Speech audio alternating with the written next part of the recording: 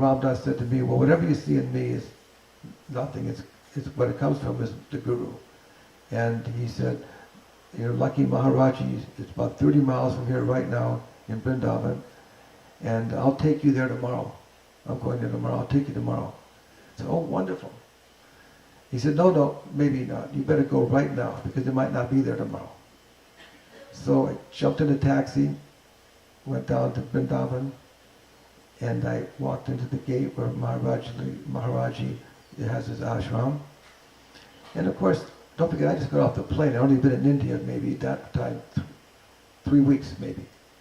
I was very unfamiliar with living in India or any of the eating the Indian food or anything of that nature.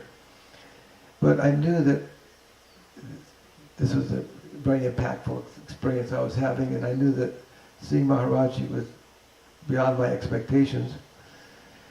So I walked up to his pocket before he came out, and on his pocket was one of his many blankets that that you see and be here now, and that seemed so familiar to me and so wonderful to see this blanket there on that tucket. I remember putting my head down on the face of the tucket and my forehead and doing a pranam, a surrender, which was very fearful in a way, from the Western culture to think about surrendering to another human being. It's very, it's not my tradition by far. We don't worship idols or surrender to others, and that all seemed very foreign to me and frightening. But I did it in a way that I was open to what would happen, and I did it sincerely. And he came out finally, and very sweet. I didn't feel I wasn't fearful of him. He didn't seem he was very unassuming, very fatherly to me, very kind, and I felt very comfortable, which is also to my surprise. I was surprised that I didn't have some kind of like seeing the president, feeling so far away from him. No, this man didn't make me feel like this at all. It made me feel like this is my grandfather. And he was just very light, asked me a few questions and patted me on the head and basically told me to go stay with the other satsang.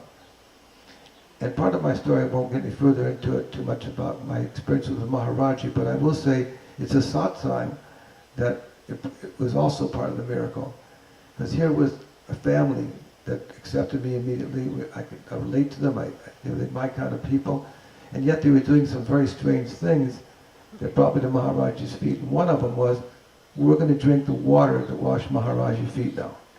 Oh my God, I'm going to drink water. I don't drink the water. I'm going to drink water to wash some feet of a guru. But I did. And all those things put together brought me to Maharaji's feet, and he's kept me under his blanket all these years, and he's brought you together with us so we can share these moments together in family and in love. Because that's really the essence, is the love.